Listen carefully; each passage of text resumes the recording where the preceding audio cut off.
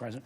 I want to thank my friend, the senator from Washington State, who I'm going to follow with some of her concerns. And it is pretty remarkable. So I do rise with grave concern to speak in opposition to the nomination of Joe Kent to lead the National Counterterrorism Center. And others may have already said this, but this is not a nomination we should treat lightly. The director of NCTC plays a central role in asserting and integrating intelligence on terrorist threats, both foreign and domestic. That person must be trusted to tell the truth and to uphold the core principles of the intelligence community: objectivity, nonpartisanship, and fidelity to fact. Unfortunately, Mr. Kent has shown time and again that he cannot meet the standard. Now, let me acknowledge at the front end, Mr. President, that I respect Mr. Kent because he spent much of his adult life in service to this country. He enlisted in the U.S. Army at 18, served for 2 decades as a Green Beret, deployed overseas 11 times before working as a field operative for the CIA. That record of service deserves recognition, and I do not question Mr. Kent's devotion to our country. However, that service, while admirable, cannot overcome a consistent pattern of questionable judgment and false statements at odds with the objectivity he would be expected to uphold as director of NCTC.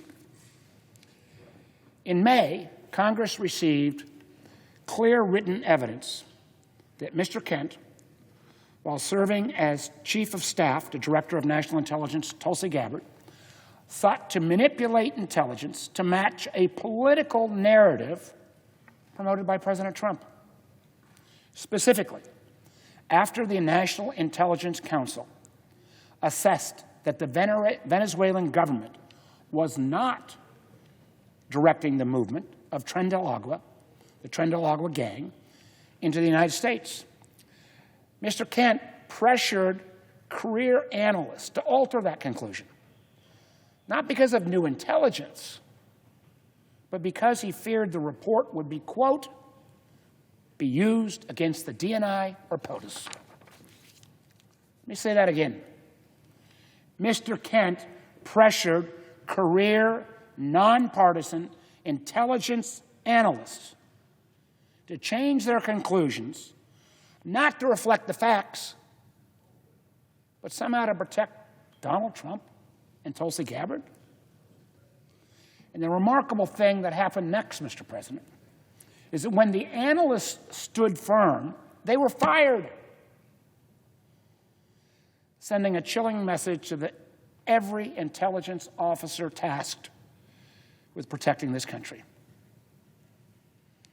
Let me be crystal clear. I mean, Tren del Agua is a violent and dangerous transnational gang. And the Maduro government, full of pretty bad folks. And nobody that I know of, least of all me, is minimizing the threat that Tren del Agua poses or the importance of tracking their ideas and their activities in the United States. But our national security decisions must be based on facts, not politics. When intelligence professionals conclude, based on the best available information, that the Venezuelan government is not coordinating with that gang, their analysis, I think, has to be respected, even if it contradicts a political talking point.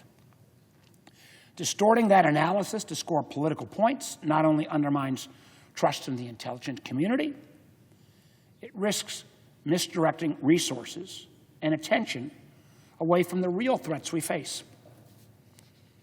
Unfortunately, this incident is part of a much larger pattern underscoring that Mr. Kent lacks the judgment and commitment to truth required of such an important position. Mr. Kent has openly embraced the lie that the 2020 election was, quote, rigged and stolen, a lie that, as the senator from Washington indicated, helped fuel an insurrection against our democracy. And he has defended those who violently stormed the Capitol on January 6th, referring to them as, quote, political prisoners,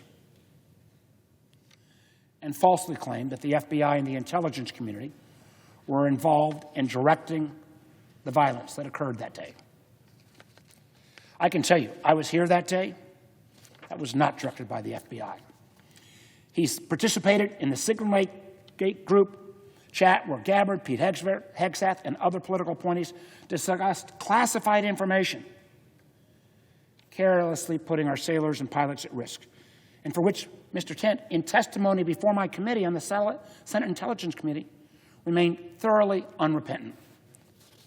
During his nomination hearing, rather than reassure the committee of his qualifications or judgment, he launched into a diatribe about the so-called Russia hoax, dismissing well-documented foreign interference in our elections as if it were a partisan intervention. Down to my last 2 pages, Mr. President, the claim is not just wrong, it is willfully ignorant.